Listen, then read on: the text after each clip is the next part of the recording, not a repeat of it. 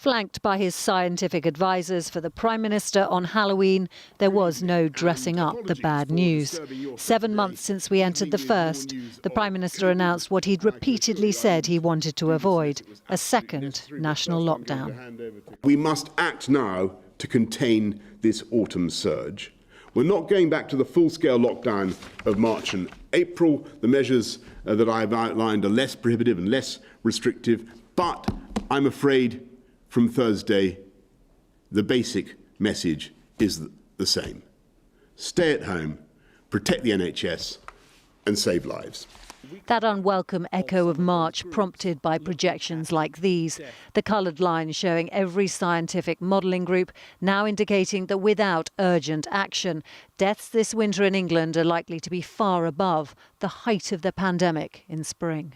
What is clear from all of them, in terms of deaths over the winter, there's the potential for this to be twice as bad or more in terms of the first wave, compared to the first wave. The national measures will begin on Thursday if Parliament approves and involve pubs and restaurants closing except for takeaways, together with all non-essential shops and gyms and hairdressers.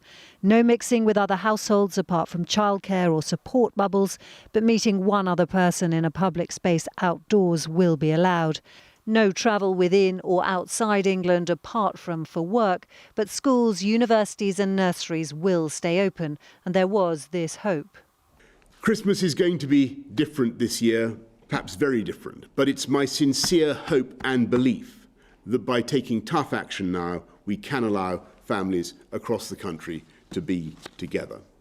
His chief medical officer put it rather differently. Do you believe a month of lockdown will be enough to allow families to be together at Christmas? And do you believe, like the Prime Minister, that things will be better by spring? If we did not act now, then the chances of the NHS being in extraordinary trouble in December would be very, very high. I am, however, as the Prime Minister said, one of many scientists who are much more optimistic when we look forward to spring. It is an abrupt change of tack by the Prime Minister, and one that allows the opposition to claim this. 3 weeks ago, I called for a circuit break.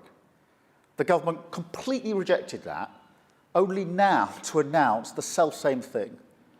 And that's the delay now will cost. The lockdown will be longer, it'll be harder, and there's a human cost, which will be very, very real. Rapid testing and the chance of a vaccine means spring might bring hope. Thank you all very much. Stay safe. Thank you. But even this most optimistic Prime Minister couldn't disguise the long, dark weeks ahead. Romilly Weeks, ITV News.